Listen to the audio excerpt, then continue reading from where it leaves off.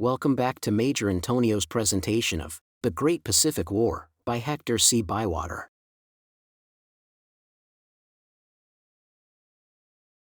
Chapter 20, November, 1932. When Admiral Templeton sailed from Truk, the force under his immediate command was organized as follows. Fleet Flagship, West Virginia. Battleship Divisions, No. 1, Colorado, Maryland, with West Virginia incorporated for tactical purposes. No. 2, California, flagship of Vice Admiral MacArthur, second in command. Tennessee, Idaho, Mississippi. No. 3, New Mexico, New York, Oklahoma, Nevada. No. 4, Pennsylvania, Arizona, Texas, Florida, Wyoming. Cruiser Divisions. No. 1, Hartford, Olympia, Columbus, Atlanta. No. 3, Albany, Kansas City, Los Angeles, Portland. No. 4, Troy, Cleveland, Denver, Wilmington. No. 5, Cincinnati, Richmond, Raleigh, Detroit. No. 7, Omaha, Memphis, Milwaukee. No. 8, Pittsburgh, Huron, St. Louis. 6 destroyer squadrons, numbering 115 destroyers. Air squadrons, numbers 1, 2, and 3, comprising the carriers Lexington, Saratoga, Alaska, Montauk, and Curtis, carrying between them 190 airplanes.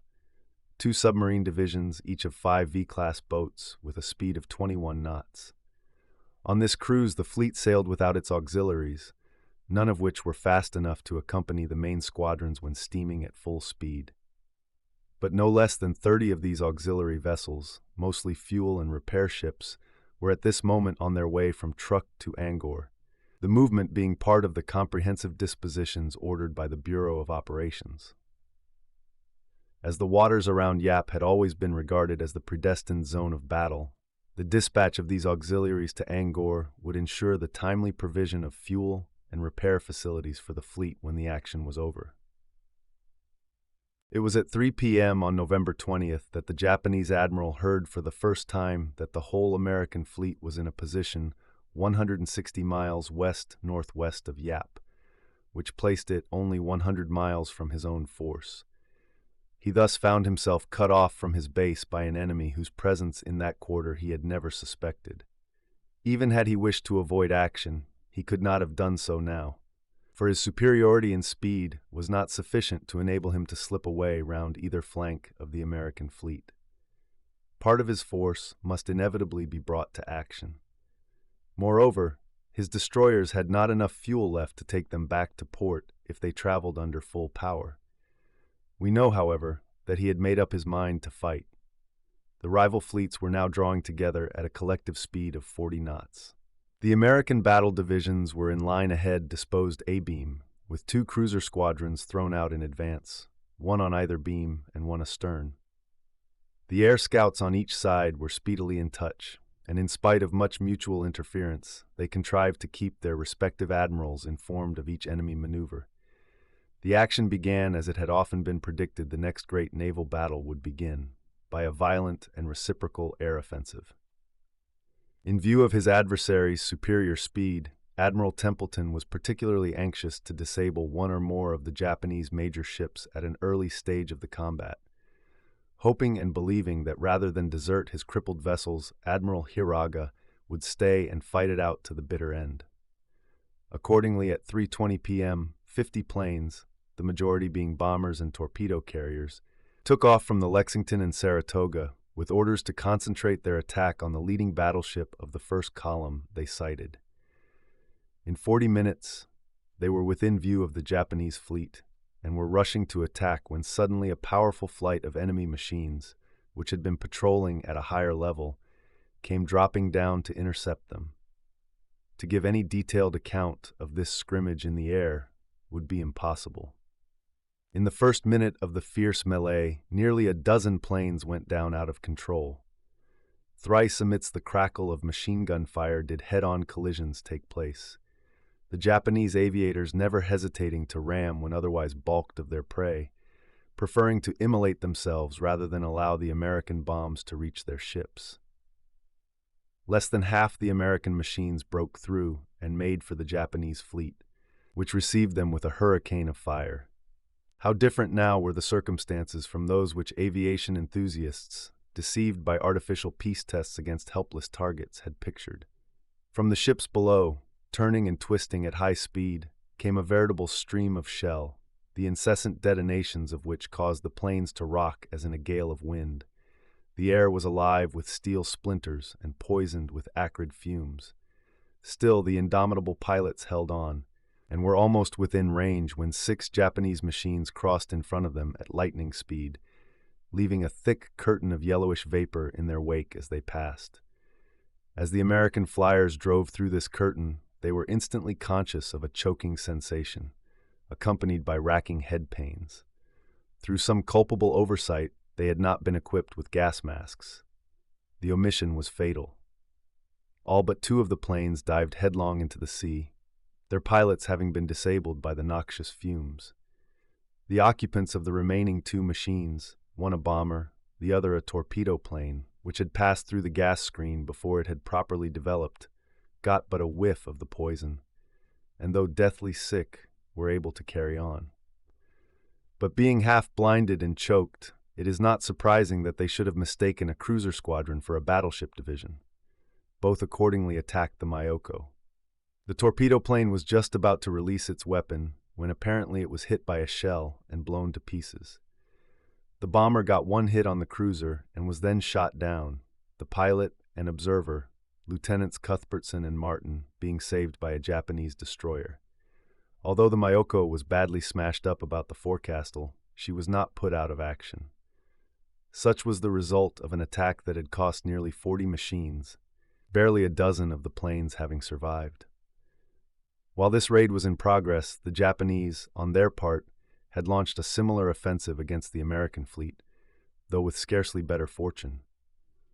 True, they blew a hole in the Pennsylvania's upper deck and gassed 80 men in the Texas, but all but 7 of their machines were brought down. Even at this early phase, it was made clear that a decision must be achieved by weapons other than the air arm. Since the supply of aircraft on each side was strictly limited, neither felt disposed to risk any further machines in this way until conditions became more favorable. At 4:30 p.m., the advanced cruiser screens were in contact, and hard fighting at once developed. Rear Admiral Blaine, leading the 1st Cruiser Division, found himself attacked by 8 large Japanese vessels, and but for the prompt arrival of the 3rd Cruiser Division, under Rear Admiral Appleton, matters would have gone ill with him. In this first bout, the Hartford, Olympia, and Portland all sustained damage and heavy casualties, but they had the satisfaction of seeing an enemy cruiser, the Ashigara, blow up and sink. A Japanese destroyer dash at the 1st Division was repulsed with shattering loss to the assailants. As the outposts thus tested each other's mettle, the heavy squadrons were drawing rapidly within gun range.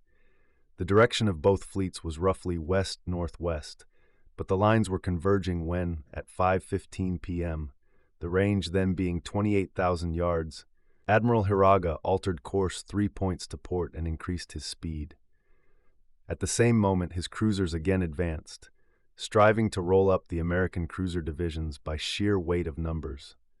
Simultaneously, 3 Japanese destroyer flotillas broke through their line of cruisers and steamed straight for the American van, putting up a thick pall of smoke as they went. But sharp eyes aloft perceived what was happening and flashed word of it to Admiral Templeton. Taking advantage of their greater speed, the Japanese were trying to cut across the head of his line at right angles, in other words, to cross his T, a maneuver that would have brought his leading divisions under an annihilating fire. To counter the attempt, he turned away 4 points, signaling his leading division to open fire on the enemy's van. The target was invisible to the gunners, but the spotting aircraft constantly transmitted information as to the enemy's position, range, speed, and course. At 5:25 p.m., the Colorado opened with a 2-gun salvo, the shots pitching slightly ahead of and over the leading Japanese ship, which was taken to be the Mutsu. Sights having been adjusted, the Colorado, Maryland, and West Virginia began firing full salvos, and at each discharge 24 tons of steel went roaring towards the enemy. Sharp and fast from the aircraft spotting officers came radiophone reports. Salvo 1, 600 yards over, with data as to change of rate and deflection. At the 3rd salvo came the welcome signal, straddle, and at the 4th and 5th, several hits on leading ship. Fire was now switched on to the 2nd vessel, either the Nagato or the Kaga, 2 hits being recorded in the 8th salvo. Considering the enormous range, the practice was good, but it involved a heavy expenditure of ammunition for a minute percentage of hits. Still, the few shells that did get home proved very destructive, falling at a steep angle and penetrating through the decks to explode with stunning force inside the ship. Though the Nagato was struck but twice, she seemed to be severely damaged forward and temporarily dropped out of the line. One 16-inch shell hit the Mutsu, wrecking her second turret and putting the guns out of action. Unwilling to risk graver injury, Admiral Haraga turned away and opened the range, whereupon the American fire promptly ceased. The Japanese maneuver had been foiled. Determined now to bring his superior weight of broadside to bear, the American admiral signaled for full speed and swung his line 4 points inward, accomplishing this move under a screen of smoke put up by his destroyers, while overhead his airmen attacked the hostile planes with such fury that the latter had no time to observe what was passing below.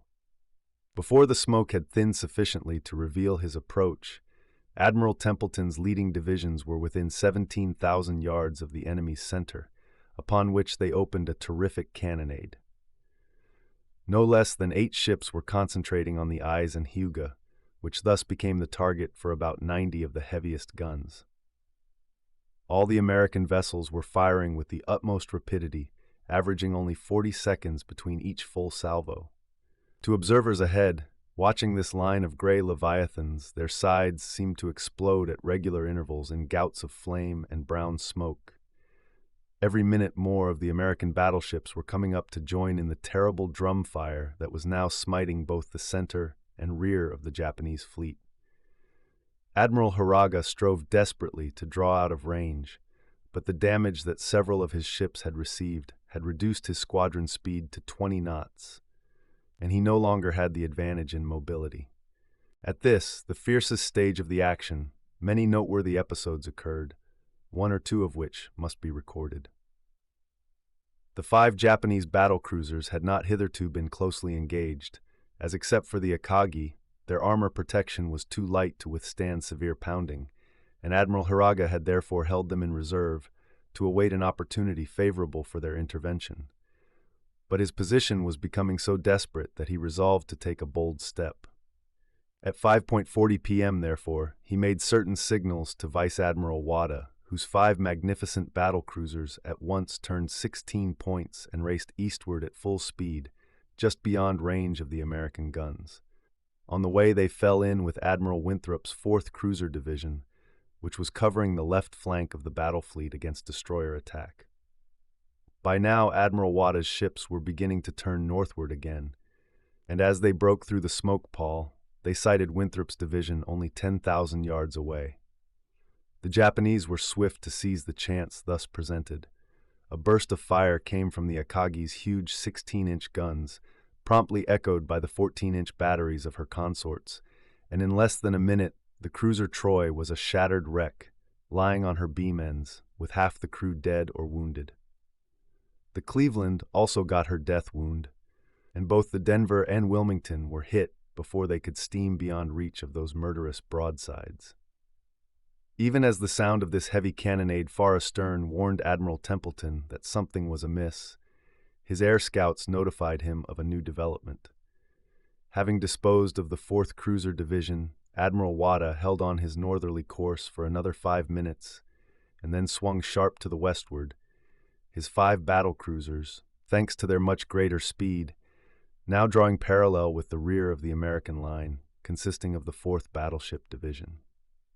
Originally, the Florida and Wyoming, as the 2 weakest ships, were ahead of the 3 more powerful units of their division, but as the action progressed and the line was advancing at full speed to fall upon the Japanese center, the Florida and Wyoming had dropped behind and were now several cable lengths astern of the rest. Upon these 2 ships fell the concentrated salvos of Admiral Wada's battle cruisers. In the few minutes that elapsed ere the rest of the division, Pennsylvania, Arizona, and Texas, realized the position and came to the aid of their hard-pressed comrades, the Japanese guns had taken a heavy toll. Hit a dozen times by 16-inch and 14-inch shell, the Wyoming was leaking badly and had lost way. Her foremast and both funnels were gone. The stern group of turrets was disabled, and water was entering the starboard engine room through a hit below the waterline. Still worse was the plight of the Florida. One of the first shells from the Akagi had struck the conning tower, killing Admiral Hubbard and most of his staff. The ship was thus temporarily out of control, and before she could be steadied on her course, she was hit by 3 full salvos. Then an amazing thing happened. One, or perhaps 2 of her after magazines must have exploded, for the whole stern section of the ship blew up, and those who were watching expected every instant to see her go to the bottom.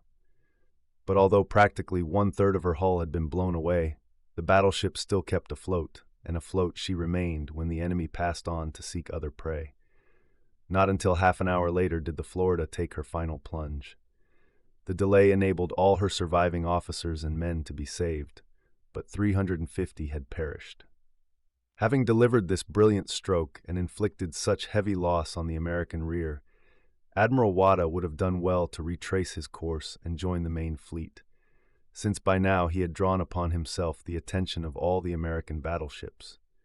Moreover, he had saved the situation, his surprise attack having relieved the strain on the Japanese center. For the American commander-in-chief, on finding part of his line between 2 fires, had hauled off to the northeast and was now coming down to deal with this daring antagonist. But whether Admiral Wada stretched his orders or became momentarily seized with the lust of battle is a question upon which even the Japanese historians are at variance. It is certain, however, that he held straight on to the west and fought a running action with more than half the American battle fleet before finally turning away to rejoin Admiral Hiraga. But by then, it was too late. Before the Florida and Wyoming were battered into silence, their guns had done good work, inflicting heavy punishment upon the Akagi and the Haruna. The former's thick armor saved her from serious injury, but the Haruna had a big hole just forward of the bow turret, and steaming as she was at 29 knots, a great deal of water from the bow wave poured through this rent. Very soon she was perceptibly down by the head, and it became necessary to slacken speed. In the meantime, the Akagi, Hiei, and Congo had all suffered in exchanging salvos with the other American battleships, the Hiei having a turret blown up. It was at this juncture that Admiral Wada, belatedly thinking of discretion, tried to disengage his squadron, relying on his great speed to do this without difficulty. But the Haruna had now dropped to 22 knots, nor could she maintain this pace for long without putting a perilous strain on her bulkheads. As more water entered her bows, she slowed to 18 knots and then to 16, at which moment the other battle cruisers were racing past her on their way to rejoin the fleet. The Americans, observing the Haruna's crippled condition, were plying her with shell, and so intense was the fire focused upon her that she was frequently obscured by a forest of great waterspouts. Admiral Wada may well have hesitated as to his course of action. To stand by his stricken consort meant the destruction of his whole squadron, yet to leave her to her fate was an act which, however necessary, must have been repugnant both to him and his gallant comrades. His next movements were marked by an indecision which was not, perhaps, unnatural in the circumstances. For a few minutes he circled round the Haruna, drawing upon his other ships part of the fire which had scourged her, but this maneuver did not suffice to avert disaster. Riddled with shell, waterlogged, and unmanageable, the Haruna was, clearly doomed, and now American airplanes were winging down to finish her off. Seeing that no more could be done, Admiral Wada steamed away at his best speed, leaving the great ship in her death throes. She did not sink until 6:40 p.m., her exceptionally well subdivided hull having withstood 5 torpedoes from the airplanes before its buoyancy was finally destroyed. Out of her complement of 1,200, over 300 officers and men were picked up. This, however, was not the only loss that Admiral Wada had to lament. During his headlong flight, his ships were hit frequently by shell, and the Congo, with her steering gear damaged, sheered out of line just as the squadron was leaving the zone of fire. A minute later, she was attacked by 6 American airplanes, which charged home regardless of a heavy fire and planted 2 torpedoes in her side. Though still afloat, she could now barely move, and as other planes were swooping down to lance her vitals anew, Admiral Wada saw the futility of lingering on the scene. With his squadron reduced to 3 units, all of which bore the sears of battle, he held on his course, tormented by the persistent airplanes which followed, in the hope of claiming yet another victim, but eventually winning through to the battle fleet without further loss. Incidentally, the torpedo plane had once more demonstrated its complete superiority over the bombing machine as an instrument of naval combat. The heaviest bombs carried by planes which it was possible to operate from the carrier ships were 600-pounders, and in no case did these prove effective against capital ships, though several smaller vessels were destroyed by them. Nothing less than a 1,000-pounder bomb appeared to be capable of inflicting vital injury on a capital ship, and missiles of this caliber could not be transported by ship planes, though well within the capacity of machines flying from a shore base. While the action so far had surpassed in fury every other sea fight of modern times, the issue still hung in the balance. During the heaviest phase of the cannonade against the Japanese center, the Hyuga had been hit repeatedly, and but for Admiral Wada's timely intervention, both this ship and the East would probably have been destroyed. As it was, the Hyuga had half her guns out of action and 3,000 tons of water in her hull. The East could still use most of her armament, but was terribly battered, and with her rudders disabled, was compelled to maneuver by means of her screws. But even in these critical moments, the Japanese gunners had fired with cool precision, and their handiwork was painfully apparent in the American line. The New Mexico presented a most extraordinary spectacle. While turning suddenly to avoid her next ahead, the Mississippi, whose steering gear had been damaged, she was raked by successive salvos which swept her deck like a giant's broom. Her funnel, both cage masts, and most of the superstructure were wrecked. The main mast in its collapse fell diagonally athwart the 2 after turrets, effectually masking their fire for the rest of the day. In the unarmored 5-inch battery, a heavy shell burst among the crews who were standing by to repel destroyer attack and caused dreadful carnage. The salvos which wrought such havoc in the New Mexico were believed to come from the Nagato, whose firing was observed to be particularly accurate all through the battle. The Mississippi was also handled very roughly by this ship and the Mutsu, and only kept her station in the line with difficulty. It was now 7 p.m. Taking advantage of the diversion created by his battle cruisers, Admiral Hiraga steamed at his utmost speed towards the northwest, his rear ships being now some 30,000 yards ahead of the American van. But for the loss in speed suffered by certain of his vessels, he could easily have shaken off pursuit, but he was forced to suit his pace to that of the crippled Hyuga, whose speed was reduced to 17 knots. Still, night was coming on, and if the enemy could be kept at bay for another hour or two, the fleet would be safe, for the Americans were unlikely to press the chase so far to the westward, if only because their fuel would be running low. Moreover, they had several damaged ships to embarrass their movements. The 2nd Division, which had suffered most, was now the Japanese van, while the 1st Division, comprising the 3 most powerful ships, Kaga, Nagato, and Mutsu, followed in its wake. Further astern, the destroyer flotillas kept a smoke screen permanently in the air, and planes from the carriers fought gallantly to keep the American aviators from coming within sight of the fleet. These precautions notwithstanding, 2 or 3 American machines were able to report its movements, and Admiral Templeton, realizing that the last chance of getting in a decisive blow was slipping away, resolved to strike while yet there was time. Leaving the more badly injured ships in charge of cruisers and destroyers, he pressed forward with 12 battleships at a speed of 20 knots, and at 7:20 p.m. had the satisfaction of finding the quarry again within reach of his guns. In view of the failing light and the Japanese smoke clouds, long-range practice controlled by aircraft would have been ineffective, so Admiral Templeton did not begin firing until the range was down to 16,000 yards. Then his 1st and 2nd Divisions opened with all guns, to be reinforced soon afterwards by such ships of the 3rd and 4th Divisions as had been able to maintain the pursuit. The principal target was the Kaga, But other ships were directed to concentrate on the Mutsu, and, as the range still further decreased, the Nagato also. Most American versions of this phase of the action lay stress upon the grim grandeur of the scene. In the gathering dusk, every flash of gun or exploding shell was intensely brilliant, and the tall columns of water thrown up by falling shot stood out against the gloom like giant wraiths emerging from some spirit world of the undersea. Though the distance was short for the big guns that were in action, visibility was so poor that hits were infrequent, and at 7:30 p.m., Admiral Templeton ordered salvo firing to cease while the line forged steadily onward, from time to time checking the range-taker's figures by a sighting shot. At 7:45, after browning with salvos of shrapnel and high explosive the Japanese destroyers which had been putting up the smoke screen, he sent 2 of his own destroyer squadrons to drive them off. This was accomplished, though not without serious loss to the American boats.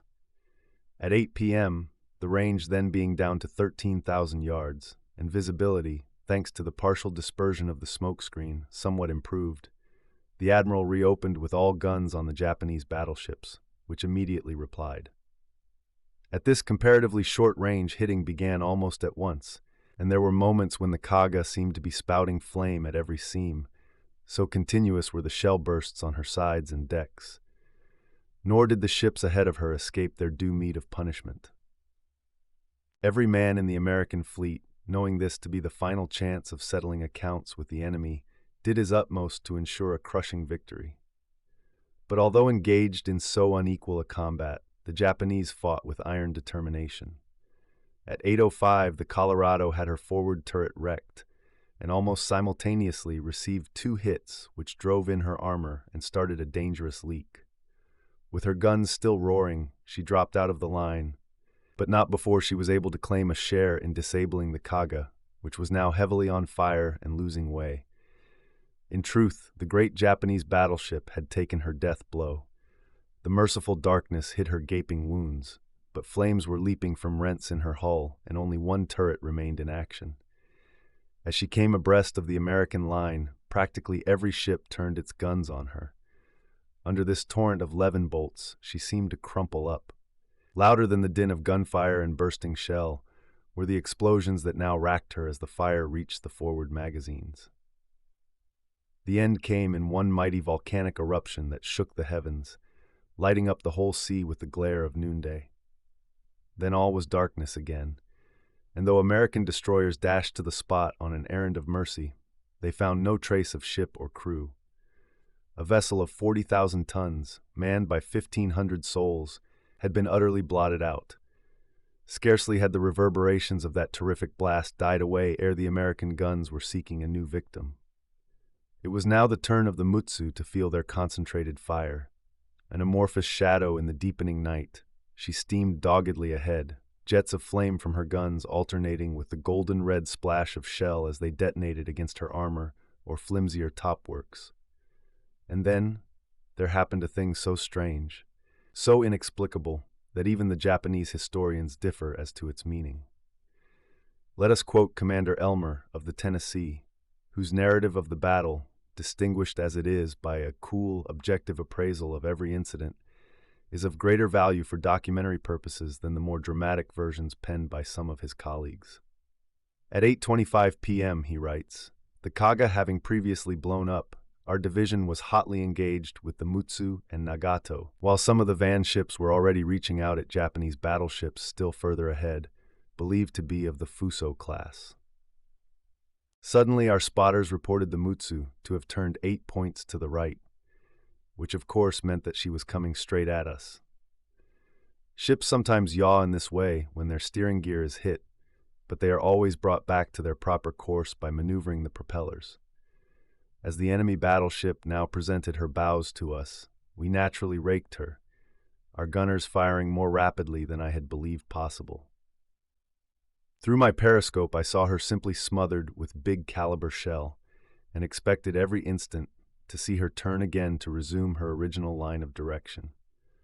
But to my astonishment, she came steadily on, and though her head had pointed first to our van, the progressive advance of our line was such that if she held on her present course, she would intersect our division just astern of the Tennessee. Could it be that our officers, believing themselves doomed, had decided to commit harakiri on the grand scale? As the range closed to 12,000, then to 11,000, and even to 10,000 yards, we fired and fired till the guns grew hot and the paint on their chases rose up in blisters. But though the target was now so conspicuous and coming nearer every moment, I am afraid the unusual sight of a big battleship charging headlong at us upset the nerves of the gunners, not only in our ship but in the whole fleet, for I observed that many of the salvos were going wide. The Mutsu herself shot with wonderful accuracy from her 6 remaining guns. Since the Colorado had fallen out, our fleet had been led by the flagship, West Virginia, and I saw this vessel hit by salvo after salvo from the onrushing enemy, who seemed resolved to dash right through our line. Had anyone told me beforehand that even the largest battleship could endure the converging fire of more than 100 big guns at a range of only 5 miles without being sunk outright, I should have laughed at him. Yet this was the very ordeal that the Mutsu was now enduring, and she was still above water. But as she came nearer and yet nearer, I could see her, as it were, disintegrating under the rain of sledgehammer blows. Her massive heptapod foremast was a tangle of twisted steel. The first funnel had vanished, while the second stack, riddled like a colander, was tilting sideways at an acute angle. Almost every second some piece of debris flew into the air. Now it was a great fragment of deck plating or casemate armor, then a boat derrick, and next a whirling mass of objects that may have been men. At this point-blank range, our shells seemed to be tearing through the ship from end to end. And still the Mutsu came on, but now her bows were so deep in the water that shells began to smash through the forecastle deck and plunge into the machinery. At 8:40 p.m., the range being then down to 7,000 yards, the Japanese battleship had stopped and was drifting broadside onto us. Her people had no intention of surrendering, for 2 guns still kept up a slow fire, so there was nothing for it but to finish her off. We gave her 2 more salvos, and when last I saw her, she was heeling over at 35 degrees, clearly on the point of sinking. Our airmen, who now came up, claimed to have sunk her with their torpedoes, but it was really our guns that had done the work. It was now close on 9 p.m. If in this running fight the Japanese had lost 2 of their finest battleships, they had succeeded in inflicting heavy damage on their pursuers. The flagship West Virginia, hit a dozen times by 16-inch shell at close range, was making water rapidly. 2 turrets were disabled, and there were more than 400 casualties, including the commander-in-chief, who had been knocked senseless by a splinter of steel. Only by getting all the pumps to work could the flow of water into the forward compartments be checked. The Colorado also had ceased to be effective and had fallen miles astern. The Maryland was intact so far as fighting equipment went, but many of her executives had been killed. Few of the remaining ships had escaped hits of a more or less serious character, and barely half a dozen were in a condition to maintain their full speed. But Vice Admiral MacArthur, upon whom the command had devolved when Admiral Templeton was struck down, could not bring himself to abandon the chase without making one more effort. Straightening out his depleted line, he steamed on in his flagship, the California, at 18 knots, firing at such enemy ships as were still visible in the growing darkness. At the same time, he ordered half the available airplanes from the carriers to attack the head of the enemy columns with torpedo and bomb. But at this juncture, the Japanese played their last card. Just as the leading American ships had reopened on the Nagato, a swarm of destroyers bore down upon them in 2 columns, to port and starboard respectively. They were immediately fired on by the battleships and cruisers, but the rush was not stopped until they had got within range. Admiral MacArthur turned his line towards the approaching torpedoes, most of which passed harmlessly through, but the cruisers Albany and Portland were hit, and another torpedo got home on the battleship Oklahoma. Then the Japanese destroyers found themselves assailed by a squadron of American boats, and those that broke away from the deadly grapple had to steam back through waters that were lashed into foam by the tempest of shell. 40 boats began the attack, and 18 returned. But their devoted valor saved the remnants of the Japanese fleet, for the American air attack, delivered a few minutes before, had been only partially successful. The Japanese ships, when located, were so shrouded in smoke as to be all but invisible, and although magnesium flares were dropped to illumine the scene, torpedoes and bombs had to be launched more or less at random. The only vessel badly hit was the battlecruiser Kirishima, which, besides being twice torpedoed, was deluged with phosphorus gas. This ship struggled gamely on for a time, but eventually had to be beached off the coast of Mindanao, where she became a total wreck. It was now 9:30 p.m. The night was dark, and a falling glass presaged a storm. Touch with the enemy had been lost, and with so many ships disabled, Admiral MacArthur judged it useless to continue the pursuit. While the full extent of the Japanese losses could not be determined, they were known to be severe. If the battle had been rather less decisive than had been hoped for, it had certainly eliminated the Japanese fleet as a commanding factor in the situation, at least for some months to come. When the chase was abandoned, the American force found itself roughly 450 miles to the northwest of the Pilus, the nearest friendly base. For Angkor, therefore, a course was set, the disabled ships being taken in tow by their more fortunate consorts. Heavy weather was encountered towards midnight. Before long, the cruiser Albany became waterlogged and had to be scuttled, Rear Admiral Appleton transferring his flag to the Los Angeles. 5 destroyers injured in the battle were also sunk when it became impossible to take them any further. Other vessels, including the West Virginia and the New Mexico, were only kept afloat by the indefatigable exertions of their personnel, and at more than one period during that trying voyage, it seemed as if one or both of these great ships were doomed. But if the bad weather was a misfortune in one way, it was an undoubted boon in another, for it saved the fleet from attack by enemy submarines. Twice in the night and once on the following day, the submarine alarm was given, but if torpedoes were fired, none took effect. At 5 a.m. on the 21st, a tragic incident occurred. In the gray light of dawn, a big submarine was observed by the American destroyers, which at once opened fire, and when the craft had disappeared, dropped many depth charges, 2 of which took effect. The submarine then emerged again for a few moments, and was identified as an American boat, the V6. But before anything could be done, her shattered hull plunged to the bottom. She had got out of her station during the night and was trying to regain it when mistaken for an enemy. Only 1 officer and 3 men were saved, out of a company of 80.